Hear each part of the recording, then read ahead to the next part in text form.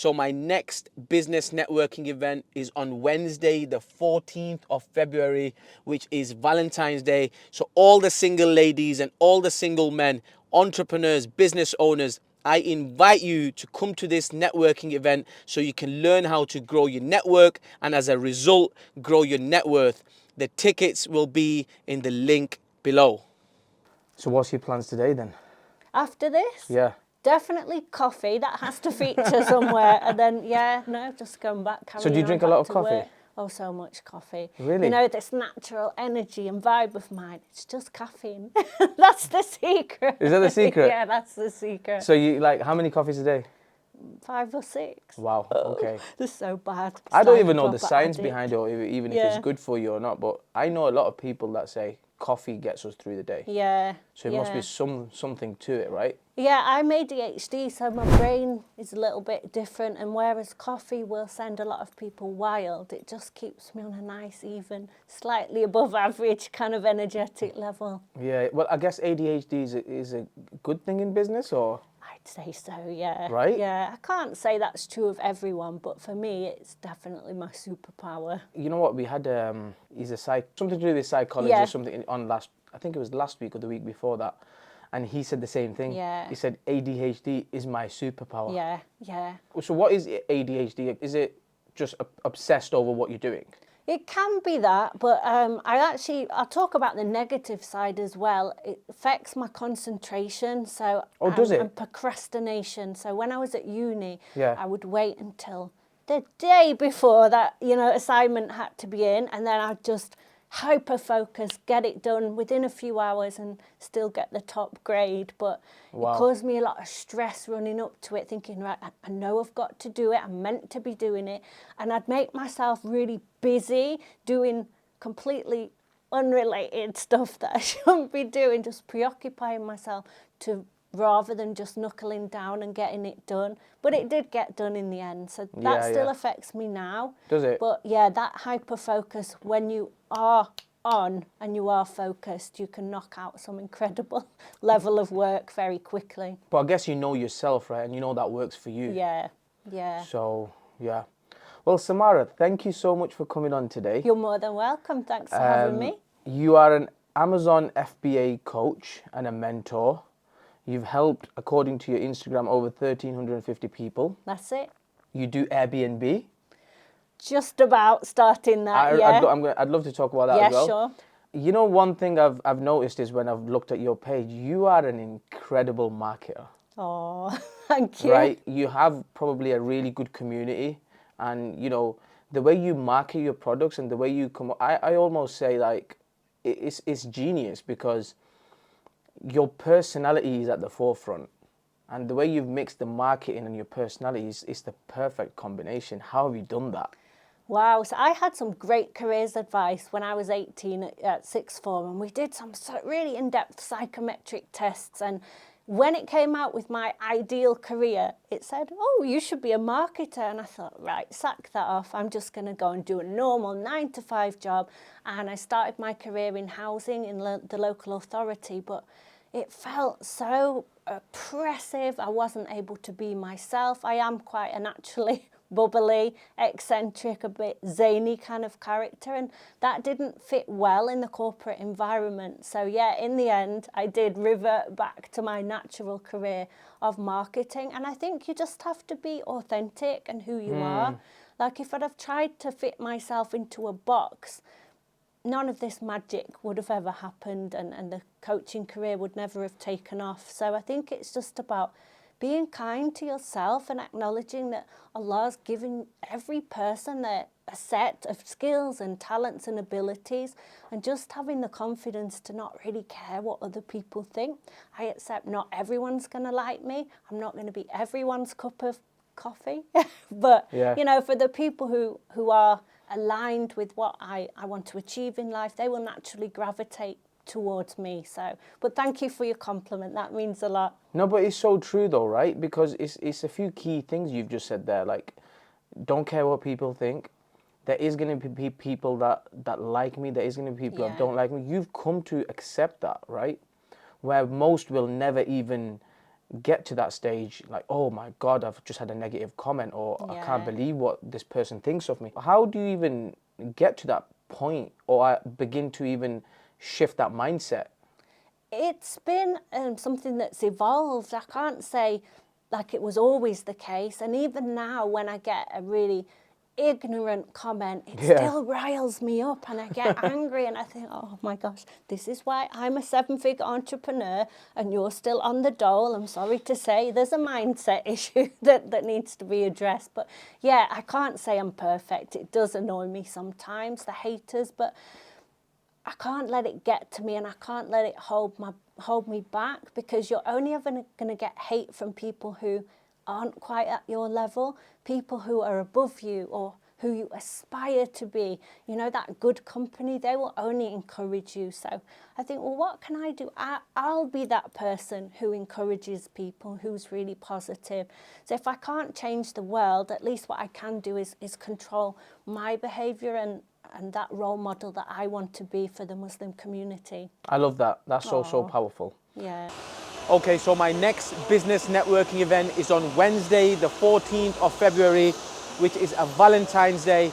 So all the single ladies, all the business owners, all the single men, I invite you to come to my business networking event, which is gonna help grow your network. And as a result of that, you're gonna grow your net worth. The tickets will be in the link below. In your words, what is the difference between a coach and a mentor, and what are you? Or are you both, or just... Yeah, so there are a lot of definitions out there, but a coach can be really helping you find the answers within yourself by reflective questionings. But mentoring is really when someone asks, well, how would you do it? Then you're able to explain and guide them through a set process or a proven blueprint. So my program, I would say, is a bit of both.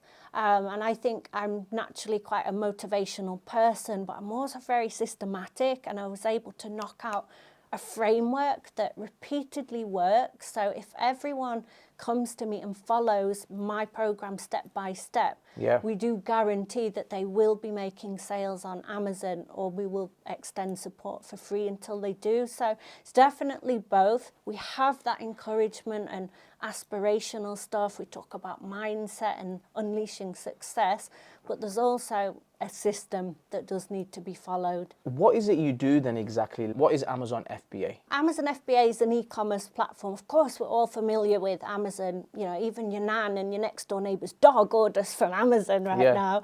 But what I established was it's great for particularly Muslim women like myself, and I wanted, you know, to have representation at that level. When I started out, there was no Muslim coaches, there were no female coaches. So there's a need to learn e-commerce, there's a need to learn business. It's a halal source of income. So I thought, well, why not me? You know, why not let me be the one who sticks my head above the parapet and shows other people? So the FBA element is, it stands for Fulfillment by Amazon. So whereas with eBay, you'd list your products for sale, but then you'd be the one responsible for going out in the rain and the wind, posting your stuff, posting your orders. At the post office, right? Yeah, and I thought, right, sack that off. I'm not getting wet every day. That's not going to happen. So when I figured out, well, Amazon will do that for me for a price, of course, but they will store the stock. They will post out the orders for you. They'll deal with customer service. I was like, this is a dream, you know, I've stumbled on something incredible here. So I will focus on finding the right products to sell, but Amazon handle all that difficult stuff that I didn't want to do. So for Muslim women, it's a great source of income because you're not having to go out into the corporate environment. It's flexible, can be done from home, but without all the scamminess that comes with working from home opportunities. Because of course, Amazon's totally legit and a household name. Yeah, it's interesting. So you mentioned Muslim women. So is that your core audience, or like, for example, if somebody else came that was non-Muslim, do you still say, I'm open to everybody? No, we'll be happy to work with anyone, but my curriculum does include Islamic elements. So I am not a scholar, I don't know a lot about Deen, but I don't think as a Muslim woman I can separate Islam from what I do. For me, Islam is my guiding force, it's my complete way of life. So I think, well, I can't separate it. we have to incorporate it. Got Because, it. you know, there's a lot of rules around trading, around income and wealth and honesty in trade. So a lot of FBA coaches don't give a damn about operating ethically and morally and from a place of integrity. And to me, that's really important. Yeah. So it is infused within our curriculum. But yeah, we're happy to work with anyone who meets our standards. So, you know, it'd be 99% of people want to earn more money, but I don't want to work with 99% of people because we have to have some criteria that people have got the money to invest, they've got the time to invest, they're prepared to take it seriously. Yeah. So what I learned in coaching fairly early on is not everyone's my ideal client, and if you get a client who isn't aligned, they're going to give you a headache. So it's about making people now audition for a place inside our program that we get to call the shots, and if people want to work with us, they've got to prove themselves that they're willing and able to operate at our level. I think that was a game changer. So basically what you're saying is that you're open to everybody, but they have to be accepting the fact that there is going to be Islamic teachings in this program and you come from them principles. Yeah. So if they're open to them, yeah, then you're more than welcome. Totally, more than happy. Got it, okay. Does somebody have to do this full time, or can they treat it as a side hustle and still make a success out of it? Yeah, so this is one of the questions I get asked, you know, most frequently. So what I did was establish, well, what's the minimum time requirements? Yeah. And, you know, I reviewed everything and I felt, well, 10 hours, if you can dedicate 10 hours to this business, then you can make it work. But I'll be completely transparent. The results are proportionate to the amount of time you put in. So a student who can put in 40 hours a week is going to scale further, faster, quicker than someone who's only able to offer 10. But that said, don't want to discourage anyone. We all have to start somewhere. And if that means starting small and starting with the minimum 10 hours, that's better than not starting at all. So yeah, 10 hours a week is what we say is the minimum. In them 10 hours, what does somebody have to do? Research, or is it what's going on? So there's a lot of strategy involved in Amazon FBA. People have this really big misconception that, oh, this looks like an interesting product, let me stick it on Amazon. You can't make decisions based on your emotions or what you like. You have to sell the products that have got an established organic sale history, that they're popular. And sometimes we struggle because we only see life through our own lens. So I'm a 43-year-old woman and I like fluffy notebooks and cool pink pens, but you know, there are a lot of diverse people out there, and it's not about just selling stuff that you're inclined towards. I actually teach people to step out of that and serve the whole of the nation. You know, some people buy pet bowls, they buy spare kettle parts. It's not just sexy products or stuff that you like. You know, you have to. It could be toilet roll, right? Exactly. Right. Yeah. Let's take it down to that level. It could be toilet roll. So I teach people how to check data, sales velocity, your profit margins, teach a lot of CEO skills as well, like discipline, like how to be committed to the business, how to cope with the curveballs that Amazon will throw at you. So it's very much a mentorship program in terms of becoming a business owner rather than just an Amazon FBA seller, because as we might come on to talk about, FBA is just the start. What is the journey that you take somebody on then? Firstly, they have to commit to your, what is it, 16? Is it 10? It's the 90-day program, so 12 weeks. Yeah. Okay, so I guess this is like a group thing that you do? Yeah, so we have 2 group calls a week, but I thought, well, what can I do a little bit differently? Where's the gap in the market? And what I established was, people have got information overload. I don't need to give people information. Information's available on YouTube. What I need to do is step in and give someone a guiding handhold through the process. So to help people implement. So we do have one-to-one elements within my program. People can book unlimited one-to-one sessions on Zoom, and we're the only program to offer that. Which is with why, you? Yeah, not with me, but with my team. So I've got a team of 12 now, alhamdulillah. Oh, really? Yeah. Okay. So I do not do the one-to-one coaching myself anymore, but I do lead the group calls because that's my zone of genius. Okay, so you've now trained up like 12 people, what you're Yeah. saying, in your team.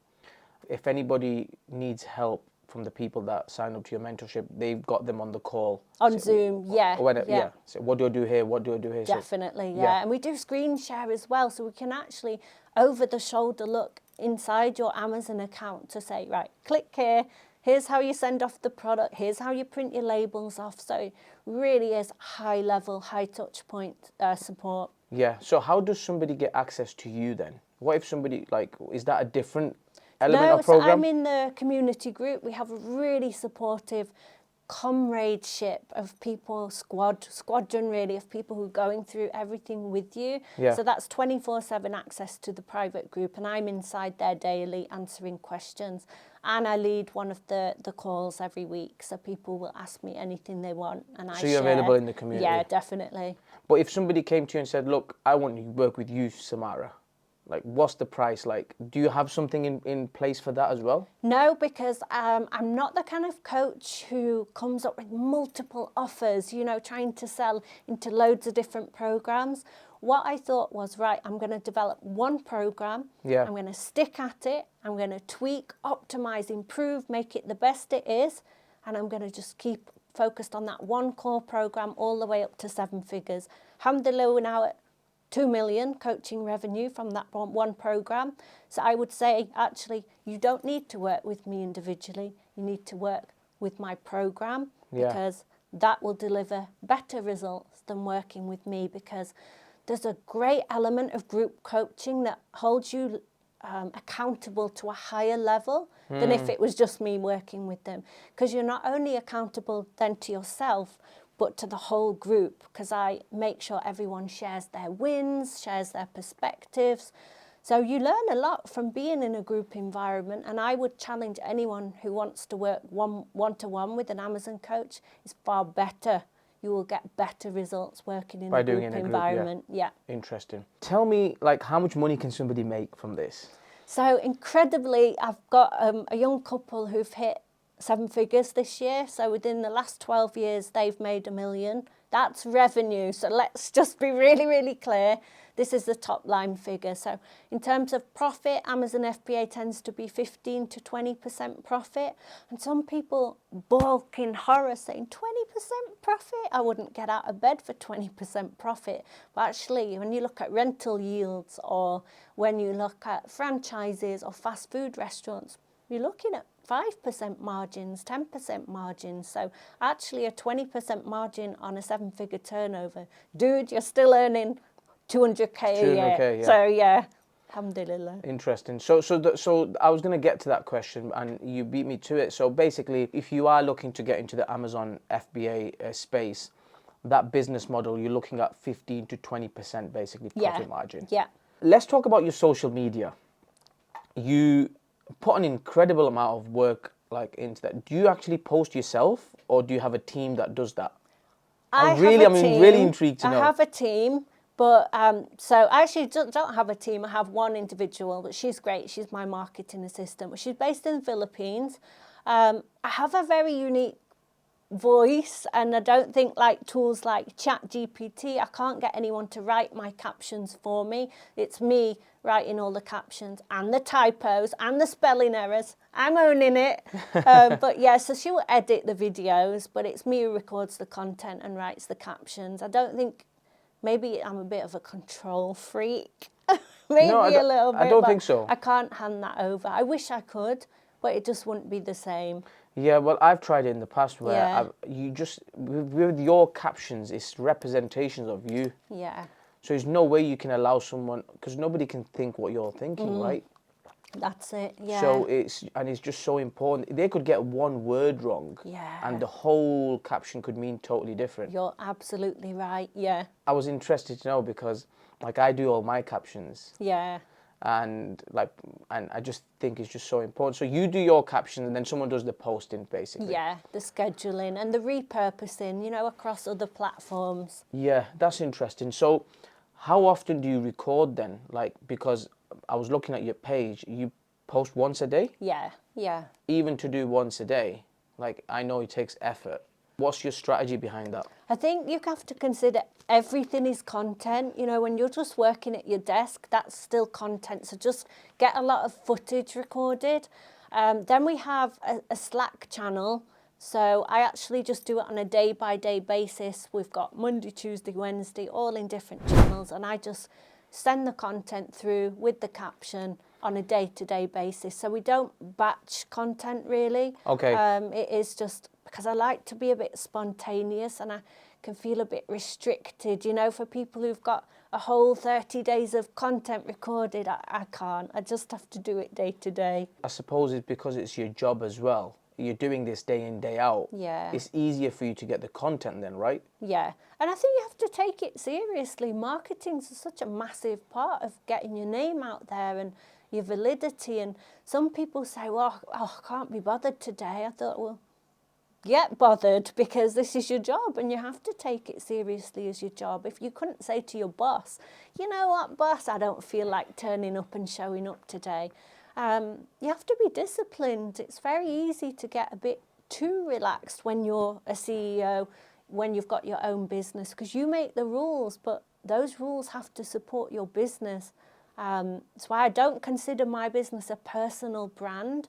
I don't want it to be a personal brand. I want it to be a business that can actually run without me at the end of the day. So I am looking at ways of automating things, systemizing things, but you do have to take your social media seriously and always be looking to improve as well. You're absolutely right. Like, running a business is all about systems and delegations and automations. And where are you on that journey then?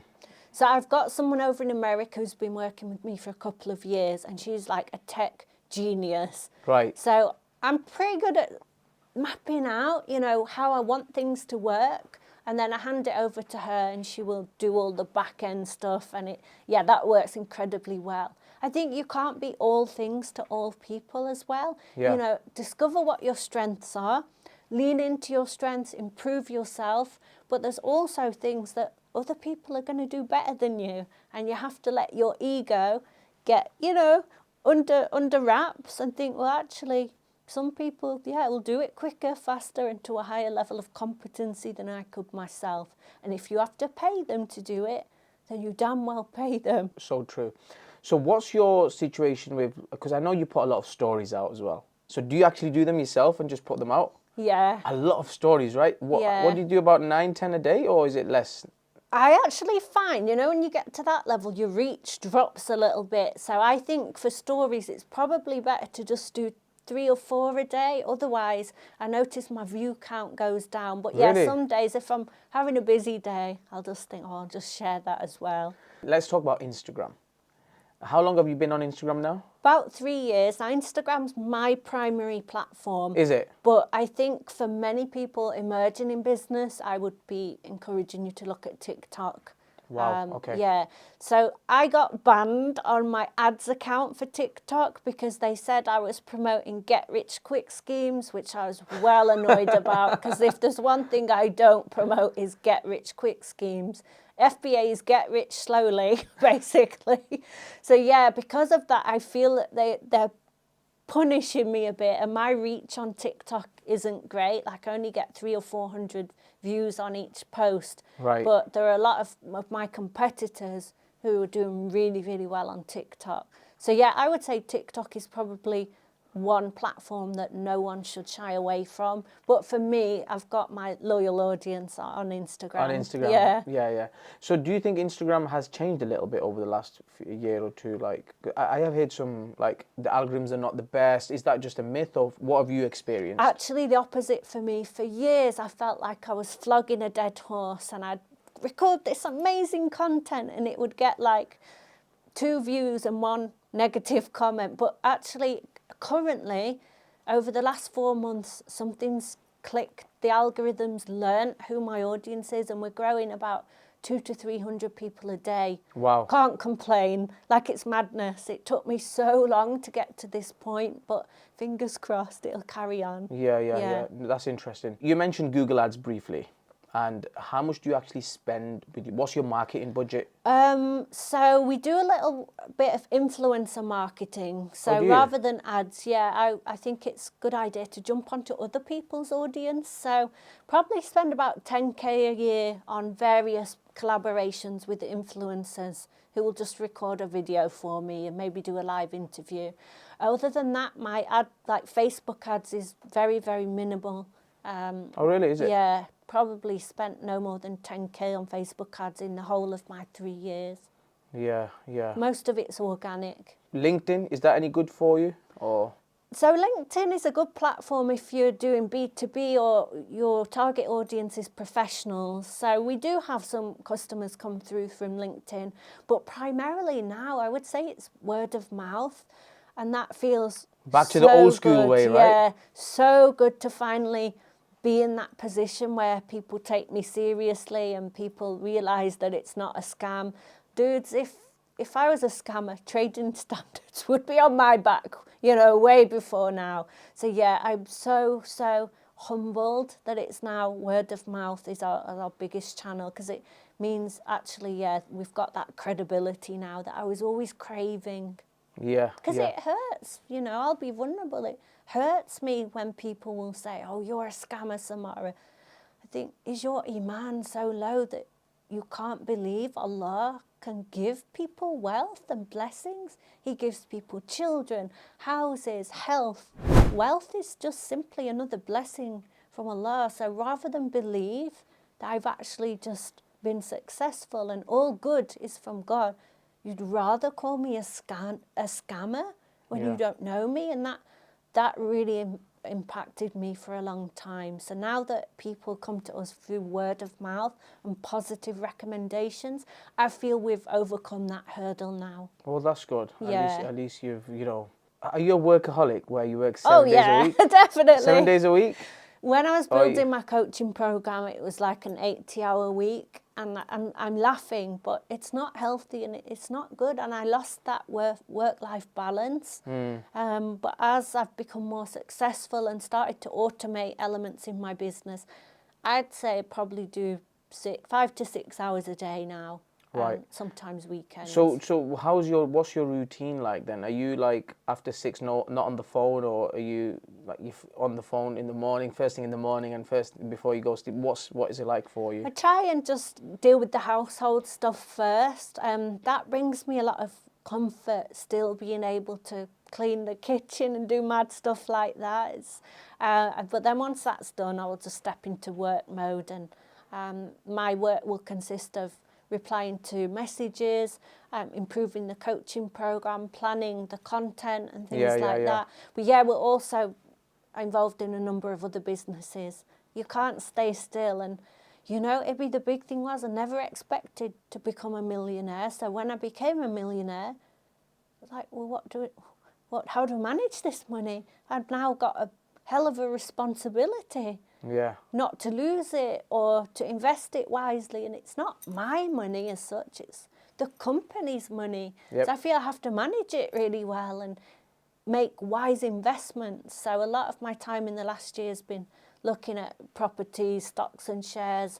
I'm starting a wholesale business as well this year. So, what do you do with the money once you've got it? Yeah. And how can I use it as a source for good as well for the community? No, totally 100%. And properties is definitely one. Yeah. And buying businesses, right? Yeah, for sure. So let's talk about property. So what's your journey been like in property? Well, my husband's a chartered structural surveyor, so we've got that as an advantage. And my master's degree was actually in housing.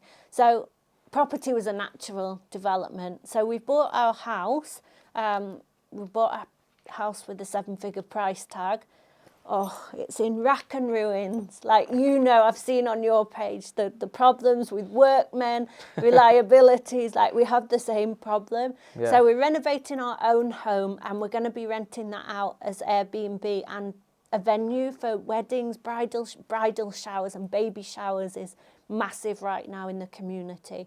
We've also bought another property which we're going to be Airbnb-ing, but that's just in the queue for renovations. So you're basically buying the property, doing it up for Airbnb, and then advertising it to people who can use it for baby showers and Yeah, yeah. because we'll be living in the main property as well. Yeah. When we've got bookings, we're just going to decant into one of our other properties, or just go on holiday, for the weekend and unplug from life a bit and go to the Lake District. This is the plan.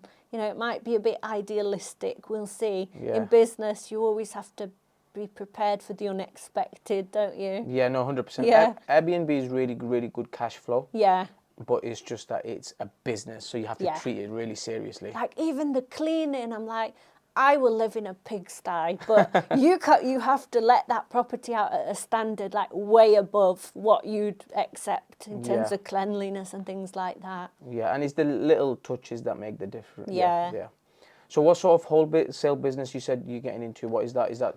So what I realised is there's a gap in the market for wholesalers who are police, this is a bit more complex and strategic, who police the pricing, because what will happen is people who've had no Amazon FBA training will go to wholesalers, shove the products on Amazon, but they will get involved in what's called a price war. So rather than pricing up and protecting those margins, these idiots will price down. So there's like 1p profit. I'm like, no, I'm going to set up a wholesale business that I will enforce. If you are contractually going to buy my products, you are not to devalue the brand by selling something that's worth 20 quid for 10 quid. So I'm going to make sure that that's policed. And what the benefit for my clients will be is that I protect their profit margins. So this is mainly going to be for my Kickstarter students, my mentoring students. I'm actually going to provide that wholesale service for them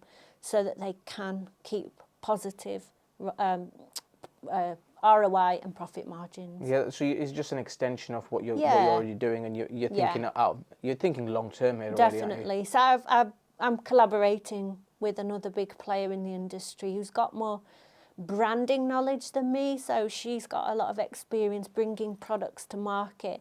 So I mainly do arbitrage Amazon selling, which is buying existing brands and selling them, like the likes of Colgate, Oral-B, Thornton's chocolates. I'm a reseller, whereas she's got experience bringing her own products over from China. So we're working together. Since you mentioned that, so see the people that join your program, when you show them how to do the research and get the right products and etc., is it they buy from UK or is it completely, okay? So it's not from China or somewhere else. No, so that's more the private label model. I do have a private label product as well. It's quite new for me, so I don't consider myself an expert, or I don't consider myself competent yet to teach others. I think you have to have a degree of competency. So when I know what I'm doing with my private labeling, I might extend okay, so you teaching. literally buy from UK and then you sell. Yes, if anyone was to just go and I challenge anyone to go and open your kitchen cupboards or your bathroom cabinet,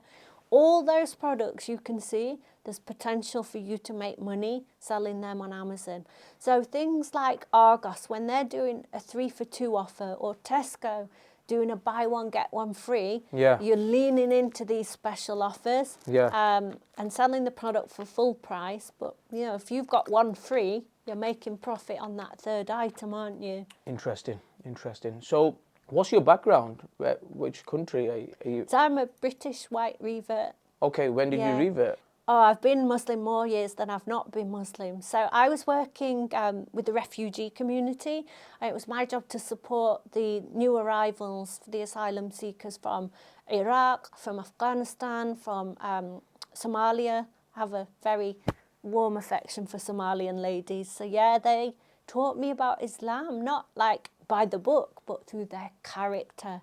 These ladies have been through war and torture, extreme poverty and trauma. And I'd go to their houses to give them their money and help them settle. And they'd have nothing but a prayer timetable on their wall. But they were just the most incredible women. I thought, right, so they've got nothing, yet they are so happy, so grateful. They have such an amazing character. What is it that they've got that I haven't? And it was their faith. So that's how I became Muslim. Wow. And when was this? How many years ago? I was 21 and I'm 43 now. Get the calculator out. I didn't do the maths, Ibby, but yeah, it's quite a long 22, time. 21. Awesome, there you go. I think so. Yeah, don't put me on the spot. Don't make me do public maths. I'll fail. So would you say that was the best decision you ever made? Definitely, yeah. Really, I'd felt I was always Muslim, but I just didn't know it. Like, I didn't really like going out and getting drunk, which young white girls do, you know, it's what we did. But it didn't really feel like me. But Islam just felt like, you know, a hand within a glove. It was just the good fit for me. Okay. What do you think of the conversation? Like, do you think there's a conversation going on about faith at the moment in the world, in the UK generally? What's your thoughts on that? From what I've observed is that there is a bit more of a conversation about faith, whether that's whatever that means to somebody. What's your thoughts on that? I think everyone's unique. It's going to matter more to some people than to others. Yeah. All I can do is share my experiences. You know, I've learned in life never to judge people, whether you're Muslim, not Muslim, good, bad, whatever. We are all one bad decision away from a catastrophic life, you know. So it's not my place to judge anyone's faith, to be honest. I just know what helped me in my life and what's my guiding source and my rock. And, you know, if I can share my story and influence other people positively, you know, even one person, then I'm very happy to have that discussion. I became a patron this year of a charity for revert Muslims, converts like myself.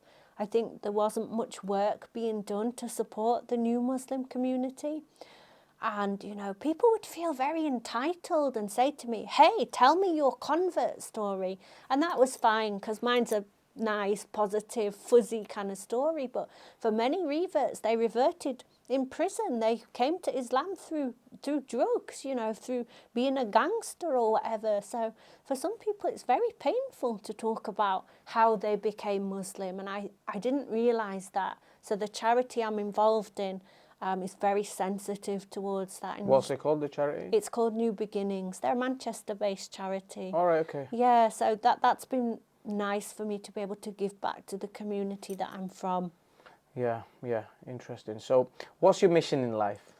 I want to be rich. I'm not going to shy away from it, you know. Muslims are taught, Muslim women, we have a lot of money hang-ups, you know. We're taught that to be a pious Muslim woman is to be a woman in poverty. I want to change that narrative. Yeah. I think actually our community will benefit from people who are financially successful, who are positive role models, who present an alternative narrative to the youth, who are vulnerable. You know, our Muslim youth are very vulnerable to elements of society that aren't going to serve them.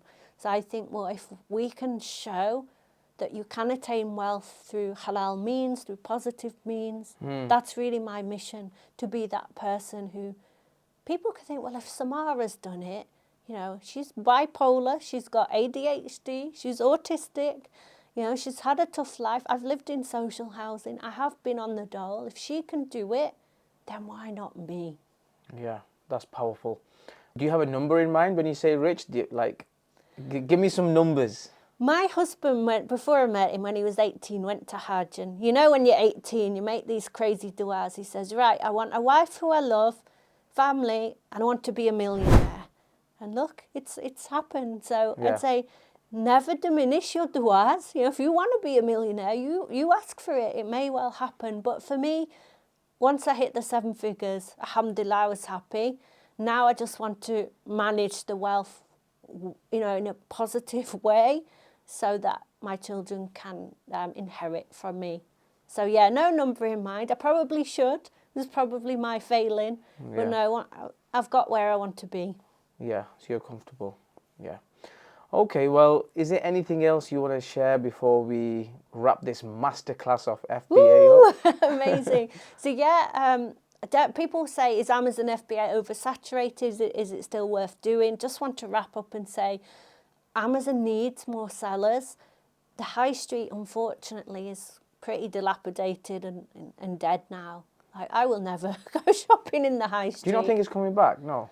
No, not really. Like the artisan coffee shops, there's a nice kind of cafe culture. But as much as people say they want to support independent businesses, it rains a lot in our country. It's hard to find parking. It's just easier, isn't it, to log on to Amazon, click one button and know that your item's going to arrive the next day. Yeah. So I'd say to anyone skeptical or on the fence, don't rule it out. If you're an Amazon buyer, if you're a customer as Amazon, why let them take all your money? Be a seller as well, recuperate some of that shopping habit you've got, and earn some money. So don't listen to people who failed at Amazon FBA. You'll get people say, oh, it doesn't work. Well, it doesn't work because you tried it by yourself with no coach, no experience. You can't be an electrician without being trained, So get the right support, then you will make Amazon FBA work for you. Yeah.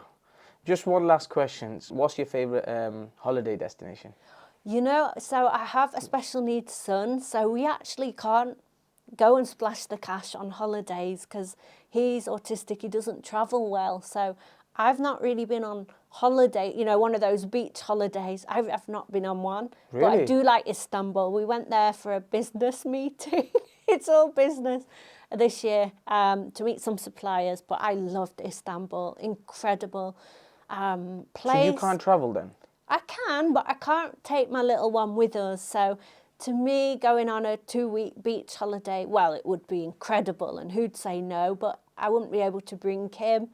So which will be difficult for you yeah, to go. so I'd just be on edge and anxious and feeling, oh, how is he, So no, I'd rather. I guess you can drive, right? Yeah. Through yeah. Yeah. So my home's my sanctuary. I got myself a hot tub. So that's about, when I want to switch off, I'll go in my hot tub. Yeah. I found a slug in it the other day.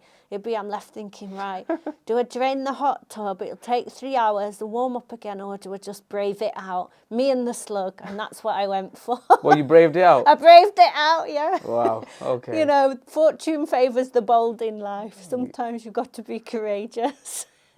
Well, listen, thank you so much for coming down today. A pleasure. It's been massively educational for me as well to understand how FBA works, and I'm sure people have picked up what you've said, and if they want to reach out to you, we'll put everything, all the links, send it to us, and we'll put it in the description below. Thank you so much. I appreciate it. Thank you for coming. Oh, thank you for having me on. It's been so fun. Jazakallah.